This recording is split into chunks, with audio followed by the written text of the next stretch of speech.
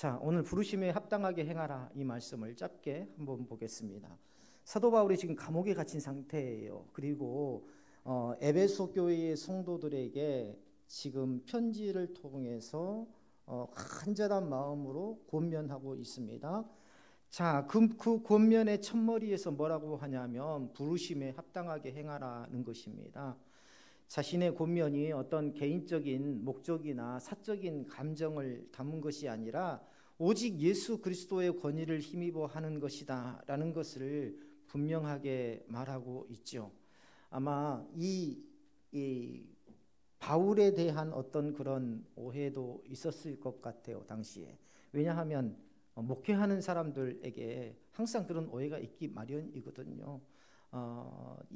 뭡니까? 그래서 항상 이것은 내가 말하는 게 아니라 하나님의 뜻에 의지하여서 하나님께서 감동을 주셔서 말하고 있는 것이다 라고 언급하는 것을 보면 말이죠, 우리가 말씀을 들을 때 간과해서는 안 되는 게 뭐냐면 설교자가 말씀을 선포하는 것을 들으며 그 말씀이 자신을 겨냥하는 말로 받아들여서는 안 됩니다. 항상 제가 우리 동역자들한테 그런 마음을 갖지 않도록 하기 위해서 1년 설교 본문하고 제목을 다 거기다 적어놓은 거예요. 그리고 제가 주로 토요일 날 설교를 집중해서 준비를 하는데 설교를 월요일이나 화요일쯤에 대략 아웃라인을 잡아놓습니다. 그리고 그러한 세부 사항에 대해서는 제가 금요일부터 치기 시작하는데요, 오늘을 쳐서 시작하는데요, 때로는 설교를 준비할 때 성령의 이끌리심을 받아요. 특히 요즘에는 더 그렇습니다. 목사님이 요즘에 말씀이 좀 깊어진다라고 생각하면 성령의 인도하심이 강하게 받은 거예요. 그래서 문을 닫아놓고요, 몇 시간 동안 거기에 앉아 있어요, 계속. 근데 계속 이렇게 감동을 주시는 게 있어요. 그냥 그대로 칩니다, 그대로. 근데 감동을 주다가 계속 그대로 이렇게 말씀을 주시는 대로 치다가 가끔 걸리는 데가 있어요. 이 말씀을 주시는데 이 말씀은 어떤 사람한테 좀 타깃이 될 수 있는 말씀인데 공교롭게도 주중에 또 그런 일들이 일어났어요. 그럴 때는 저는 그냥 그대로 내보냅니다. 그대로. 그분이 오해하신 그분이 오해해서 시험에 드는 것조차도 어쩌면은 하나님의 주권 안에 있다라고 생각하면서 말이죠. 그래서 항상 우리가 말씀을 들을 때 주의해야 될 것, 우리 저나 혹은 전도사님이나 말씀을 선포할 때에 성령께서 감동을 주시고 그 감동에 따라 전하는 것이지 결코 우리가 사적인 감정을 가지고 전하는 것이 아니라 하는 것. 때로는요, 목회자도 힘들고 어렵고 또 이 어떤 설교를 전할 때에 내 자신에게도 걸리는 부분이 있습니다.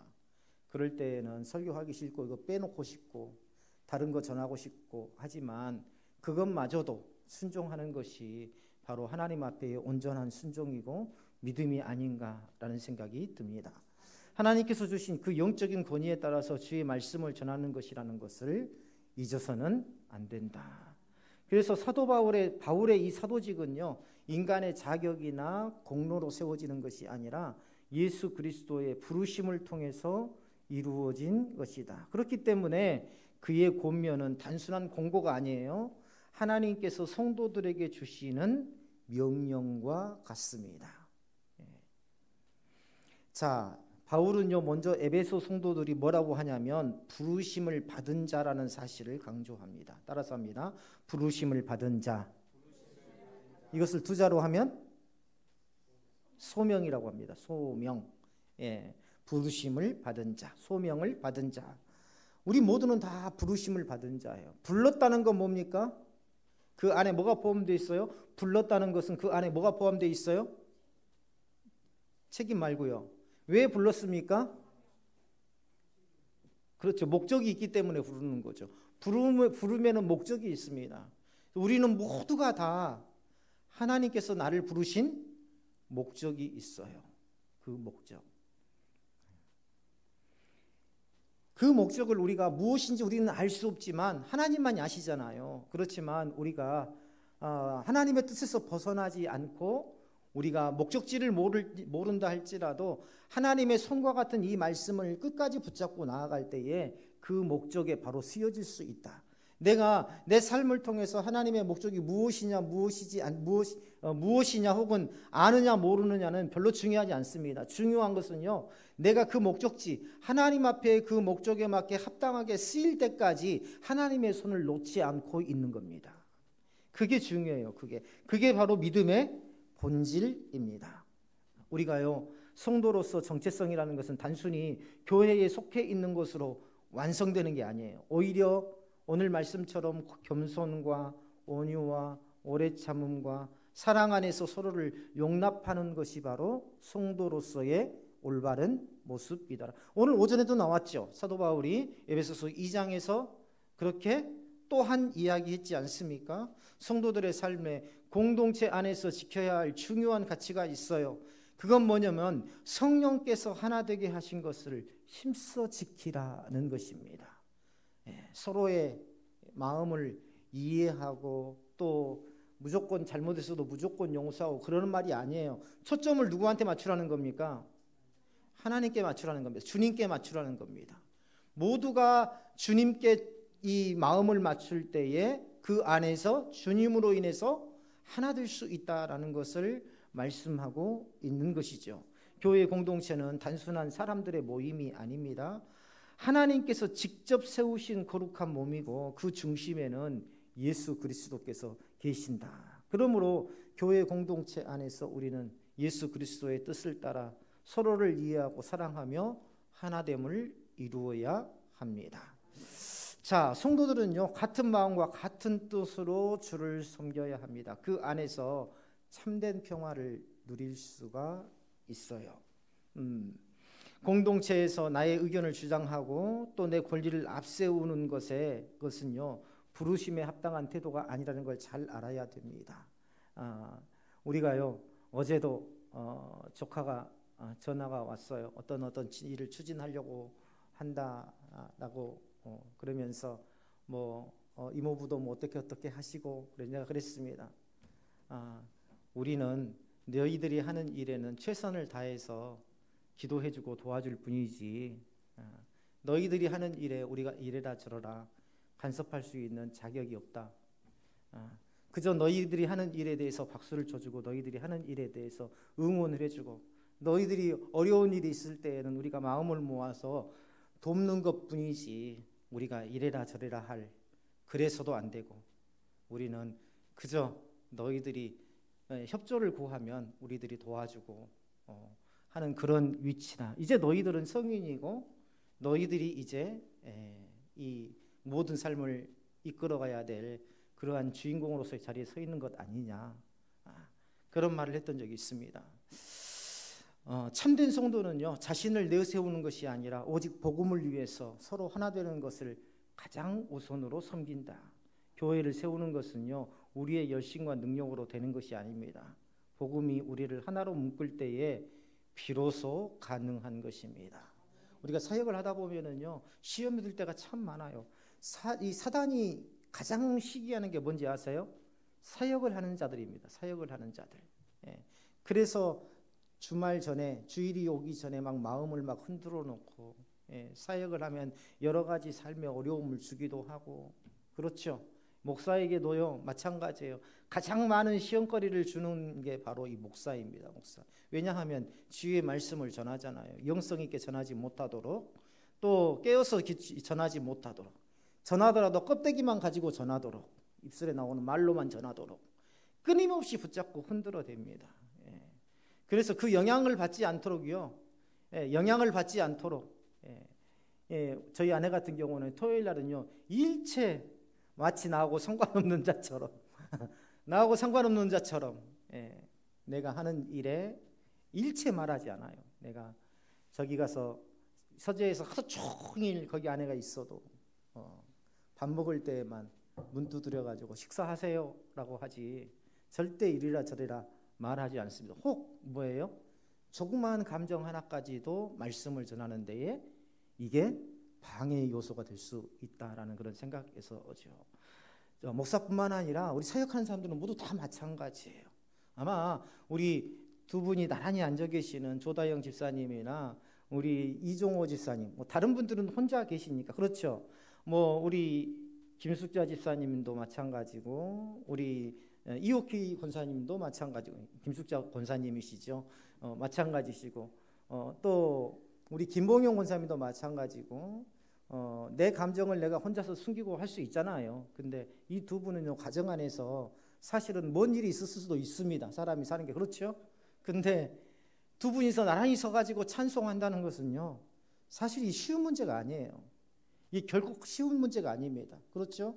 서로 감정적으로 어려운 부분도 있을 텐데 변함없이 나와서 주의 사역을 감당한다는 것, 이것은요 결코 쉽지 않은 일입니다.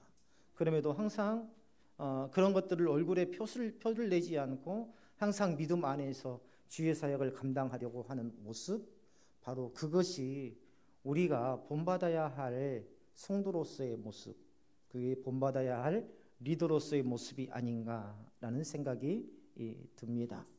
우리를 부르시고 그 부르심에 합당한 은혜를 주시는 하나님, 바울은요 각 사람에게 그리스도의 선물의 분량대로 은혜를 주셨다고 말해요. 중요한 것은요 이 선물의 크고 작음이 아니에요. 지난주에 우리 누굽니까? 김예림 성도 아들 이름이 누구죠? 큰아들이?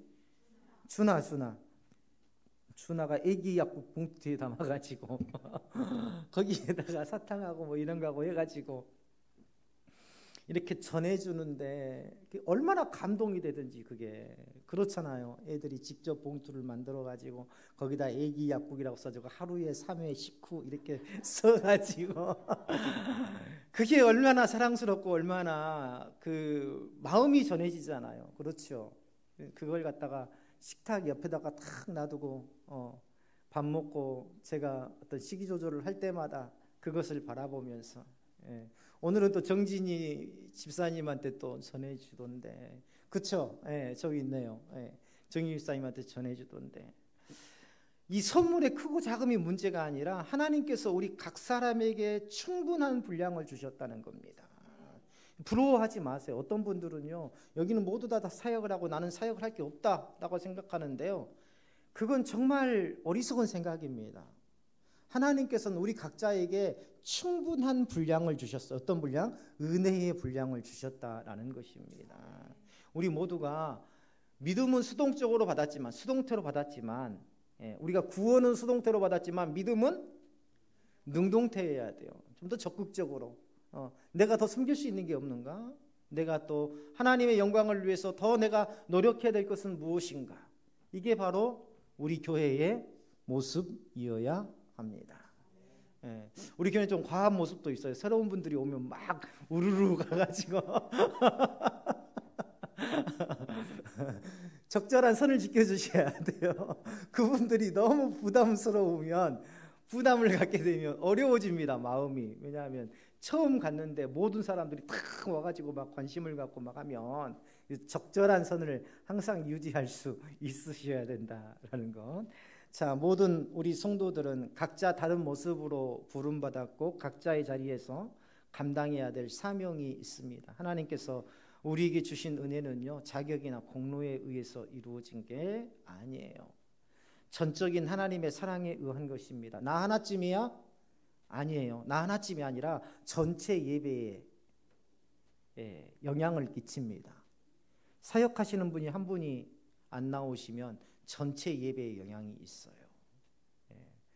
그래서 혹 출타를 하시더라도 목회자에게 말을 하고 기도를 요청하고 또 드려지는 예배에 지장이 없도록 철저하게 대비가 되어야 됩니다. 왜냐하면 이 예배는요, 우리의 예배가 아니라 하나님께 드리는 그러한 하나님의 드리는 영적 예배이기 때문에 그렇습니다.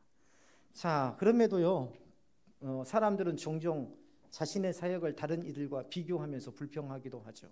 그렇죠? 저 사람은 정말 열심히 감당하는데, 저 사람은 그래도 교회에서 많은 사람들한테 인정받는데 나는 뭐야? 그런데 사역이 그렇게 무겁게 느껴지는 것은 하나님께서 주신 은혜를 잊고 있기 때문에 그래요.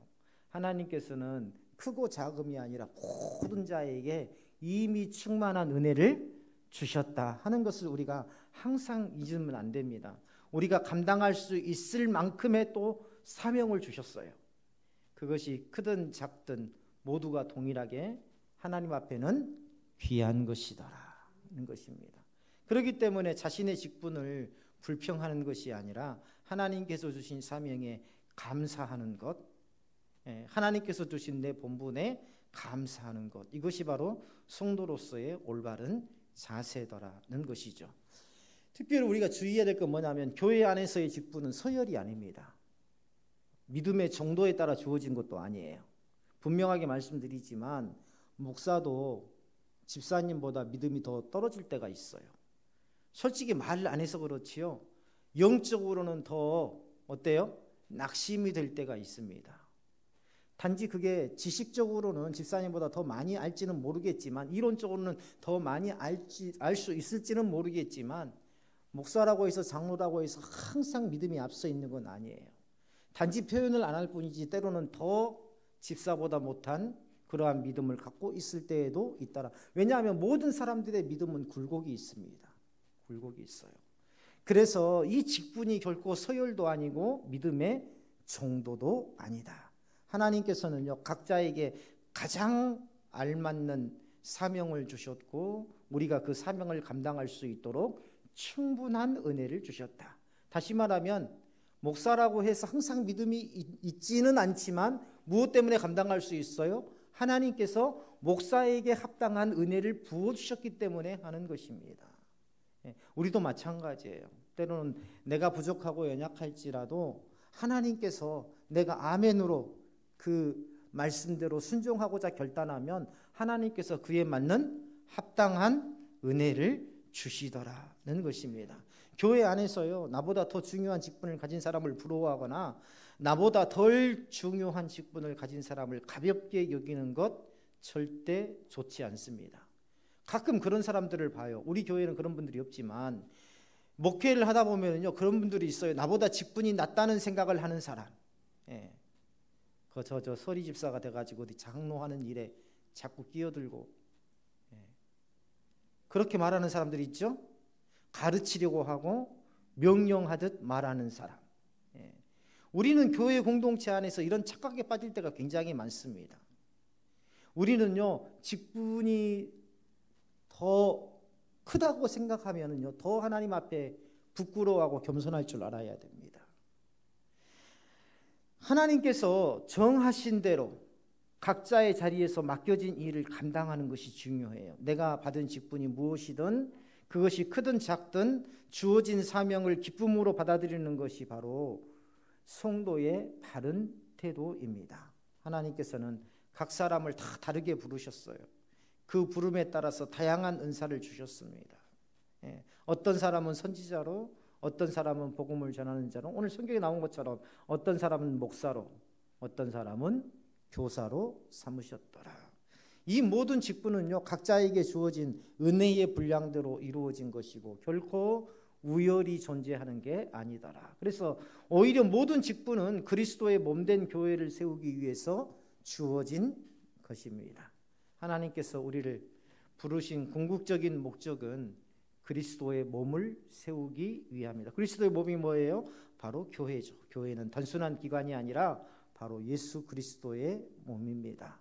하나님께서 그리스도의 몸을 세우기 위해 우리에게 은혜를 주셨고 또 그 은혜에 합당한 직분을 주셨다. 그러므로 교회 안에서 우리는 서로 존중하며 각자의 사명을 충실히 감당해야 합니다.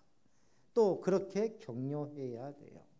우리가 아이들이 지난주에도 한번 말씀을 드렸던 것 같아요. 찬양 끝나고 우리가 돌아갈 때 그냥 돌아가지 마시고 오늘 찬양 너무 은혜로웠어. 찬양 잘했어 두들기지 말고 등 두드리면서 찬양 너무너무 잘했어 이렇게 하지 마시고 항상 어떻게 대하라고요? 어린아이로 대하지 말고 사역자로 대하라. 오늘 찬양 너무 은혜로웠어. 너의 모습에 나는 너무 은혜 받았어. 그리고 미처 말을 못했으면 우리 아이들하고 소통하는 방법 있잖아요. 카톡으로 소통하잖아요. 오늘 찬양 참 은혜로웠어. 안 받으라도 보내놓으세요.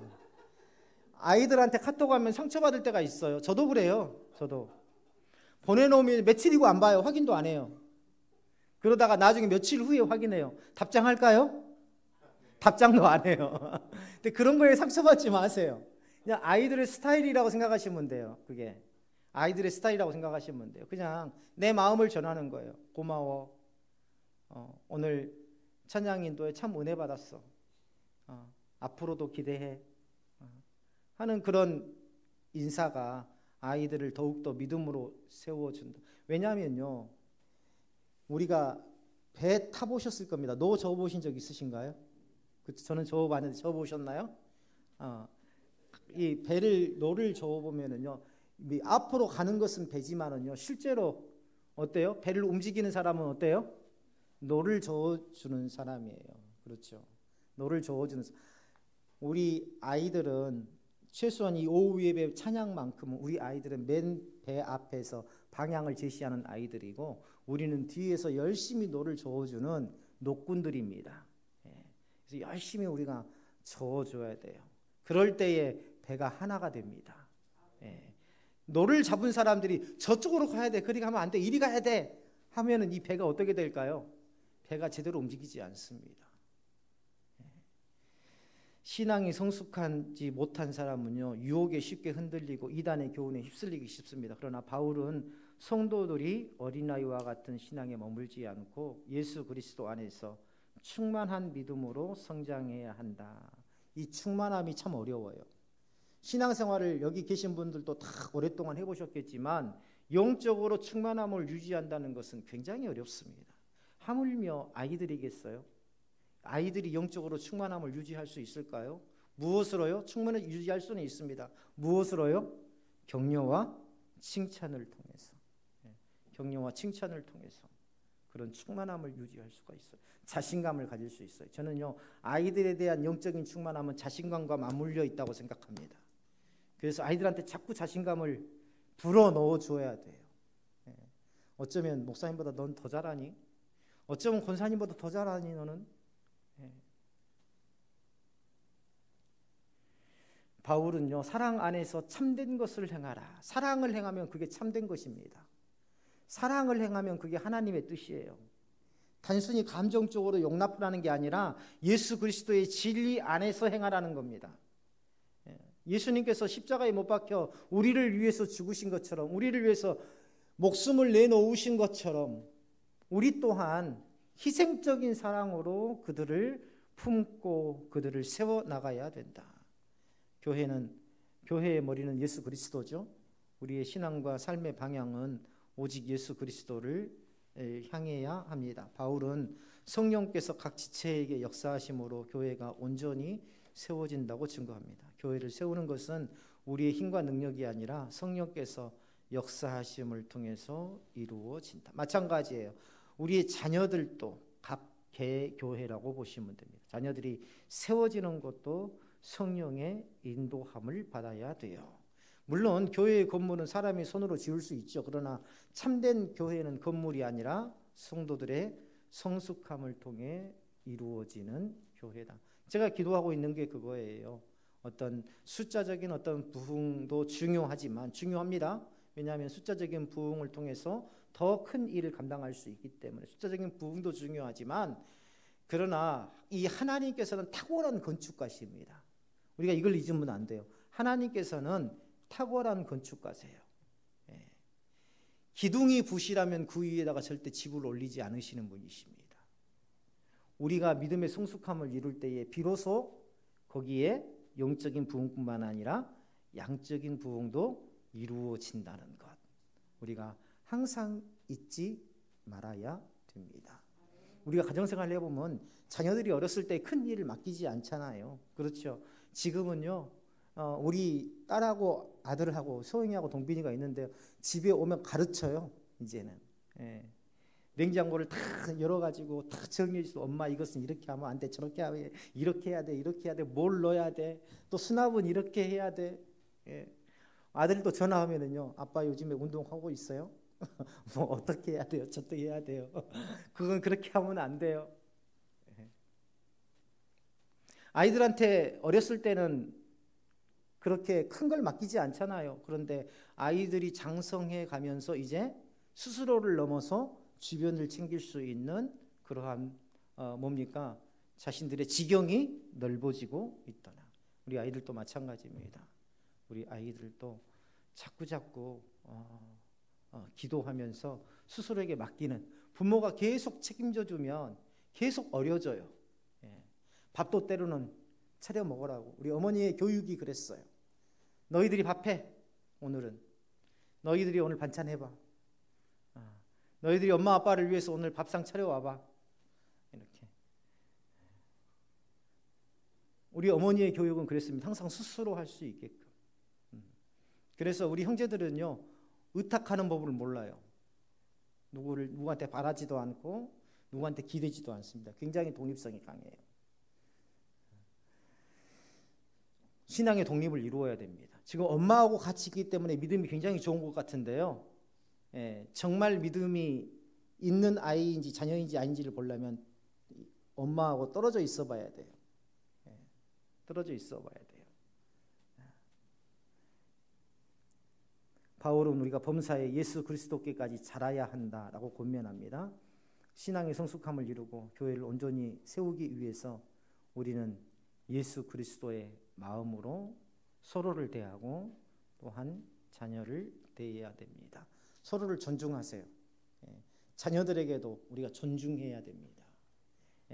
정말 어려도요, 우리 어렸을 때하고는 틀려요. 왜냐하면 제가 우리 가온이의 댓글에다가 어제 달았는데요, 이제는 시대가 달라졌어요. 예전에는 많이 배우는 것이 뭐예요? 이기는 방법이었습니다. 근데 이제는 지식과 정보가 넘쳐나는 시대예요.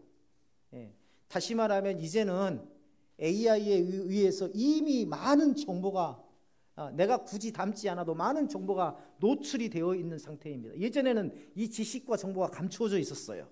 그렇죠. 그래서 그것을 지식을 배우기 위해서 공부하는 사람만이 그 지식을 소유할 수 있었습니다. 근데 이제 아니에요. 이제는 공부를 많이 해서 지식을 많이 담는 사람이 우수한 사람이 아니라 이미 노출된, 이미 제공된 많은 정보들을 어떻게 활용하느냐의 문제예요. 어떻게 활용하느냐의 문제. 이게 관건입니다, 앞으로. 그래서 공부를 아주 잘한다고 해서 앞으로 가능성이 넉넉하게 있다라고 생각해서는 안 돼요. 다양한 경험을 시켜보는 것이 중요합니다. 이미 지식은요 넘쳐나요. 이미 정보는 넘쳐나요. 아이들이 어떤 상황 속에서도 대처할 수 있는 그 능력을 기르는 것이 바로 지금의 교육이 되어야 된다. 그런데 지금 뭡니까? 양자 컴퓨터가 이미 개발되어 가지고 상용화를 앞두고 있는 이 시대, AI가 지금 사람들의 인력을 대체하고 있는 이 시대에 우리나라 교육은 아직도 뭐예요? 주입식이잖아요. 그렇죠. 아직도 예전의 방식, 수십 년 전의 교육 방식을 벗어나지 못하고 있지 않습니까? 뭔가 좀 실용적이 되어야 되는데 아직도 지식을 습득하는 쪽으로 중점을 두고 있더라는 것입니다. 마찬가지로 우리의 자녀에 대한 편견도 바꿔야 됩니다. 부모보다 어쩌면 더 많은 정보를 가지고 있어요. 왜냐하면 늘 스마트폰을 보면서 또 여러 가지 책들을 보면서 우리 어렸을 때보다 훨씬 더 많은 정보를 가지고 있습니다. 자녀들에게 때로는 물어보고 때로는 말하면 그 의견에 대해서 충분히 청취해주고 그 의견을 존중해주고, 이것이 바로 어때요? 자녀와의 동역. 가정 안에서 자녀와의 동역, 또 남편과의 동역을 이루지 못하면 교회 안에서도 이루지 못한다 하는 것. 항상 제 목회 방침은 그렇습니다. 제 아내하고 동역을 이루지 못하면 교회 안에서도 목회가 어려워진다라는 생각을 갖고 있어요. 제 목회의 중심은 그겁니다. 그래서 저의 가장 소중한 동역자는 제 아내고, 제 아내하고 동역을 이루지 못하면 절대 내가 목회를 원활하게 이루어지지 못하고 내 주변에 어떤 동역자들도 세워지지 않는다라는 것. 항상 그것을 잊지 않고 목회하고 있습니다. 우리 모두가 그런 생각을 가지고 내 자녀를, 내 남편, 내 아내를, 또 내 주변의 모든 사람들을 예수 그리스도 안에서 믿음으로 정말 아름다운 동역자로 세워가시기를 주님의 이름으로 축원합니다.